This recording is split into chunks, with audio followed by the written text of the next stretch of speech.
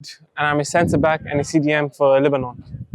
Hello, my name is Felix George Malki. I don't exactly know my position, but stopper and midfielder, a mix. So yeah, we've been in India for a couple of days so far. It's been nice, a little too hot for us, but it's all good. Our hotel is great, we're having fun, and we're playing a great tournament. Yeah, like Walid was talking about, I was really surprised about the facilities, a good hotel, the training fields are amazing. Everything around football actually is very good. And tomorrow, we're playing against India. That's going to be the game of the tournament, for this tournament, I guess, because we're both going to be in the final at the end of this tournament. It's going to be a tough one, but we're here to win it, and I'm sure they're here to win it as well. So it's going to be a nice one. We stop it there. Very good. I think as a centre back, as a defender, the more clean sheets you keep, the more satisfied you are with the work. But the credit should go to the whole team, to the whole coaching staff, because I'm a firm believer about clean sheet and scoring goals. It's a collective effort. If my strikers won't press at the right time, or my midfielders won't pick the runs at the right time, can keep clean sheets one or twice, but in a longer run you need as a unit to work together, and same goes for scoring goals. If we're not scoring many goals, the easiest way is to blame the strikers, but I think that's the wrong way. We need to provide them the right balls so that they can score. So it's a collective thing. I'm really happy how we are developing, and like I said, to the players and the coaching staff for the work they put in for us to get better. So well done to all, but still a long way ahead. We know we need to improve in a lot of respects, and we are on the path of it. And by the time the Asian Cups come, we'll be in a better position. Are you happy with the results? Of course. Scores? The goal Score? A win always makes you happy. You can, even if you would win 10-0, then you'll find it depends on your mindset. Sometimes you win 1-0 and you're happy. Sometimes you want to win 10-0. It's the way you look at it. Me as an individual, with every win, with every defeat as well, there are positives and there are negatives. You can't just focus on one. So I'm happy with the win, and knowing that we need to improve on both sides of the game, transition going forward and coming back. So it's a learning process, and we'll keep improving, keep getting better. But of course, I'm happy. How do you read Lebanon as an opponent now that you have played two very different kind of teams early on in the tournament? Of course, Lebanon is a good team, like all the teams who are here, and of course, what I've seen till now, they've got more technical players, and that justifies their ranking as well in the table, in the world rankings. But yeah, they're a good side. But I've said this before as well. Any opponent, even if it's 190 ranked or 180 ranked, if you're not prepared well for it, if you're not focused enough in the game, you are very near to a defeat. And regardless whom you're playing, it's always about your preparation, your belief in your system, in your quality, and if you can maintain that, then you always have a good chance of getting the points. And Lebanon is going to be a tough game, like the games before, and like the games before that. It's always depends a lot on your mindset and your preparation. If you win these two matches, I mean, if it will be Lebanon in final, then it will help you for the World Cup qualifiers. So how are you looking for that? Of course, we spoke about it today as well. The captain was talking about this thing. Of course, it's important for us to move up the ranking to get a better pot. And I think every country would be looking at that. So it's not just us alone. But we as a team just want to keep winning, stay on the good run, and keep improving on confidence, and take one game at a time, and just go with the field. Don't have so much plans to head in the future, and then you don't focus on the present. So just one game at a time, and just focus on that.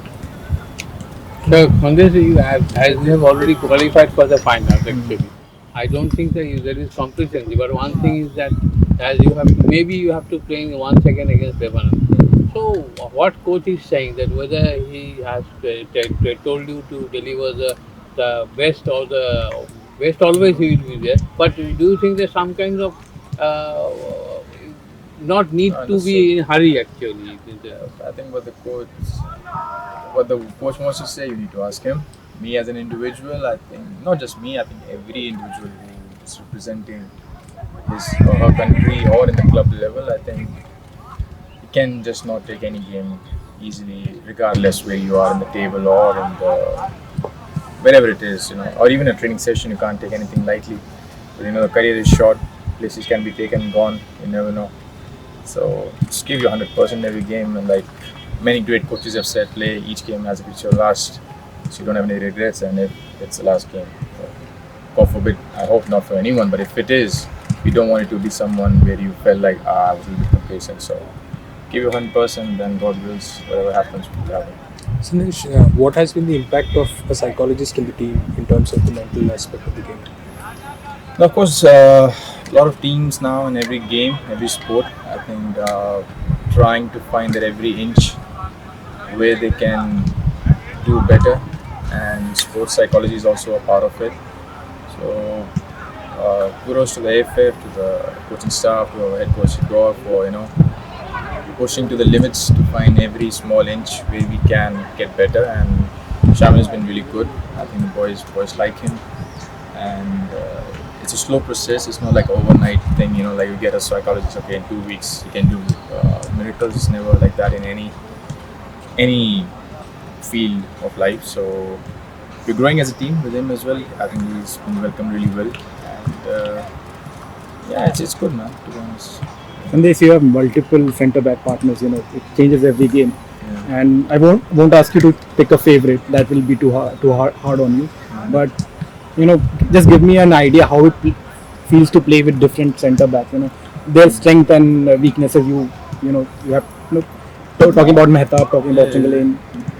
I've been, since I made my debut in 2015, I've been partnered with a lot of centre backs, and when I came in the national team, I was fourth choice in 2013. Good days. Yeah, I've seen a lot, but every player has advantages, the good things, the good sides, and the bad sides.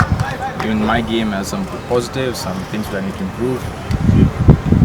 But it's hard to, I don't want to go so much in detail, but they're all top players, top lads, good mentality, and they all have good careers right now. That's why they're in the national team.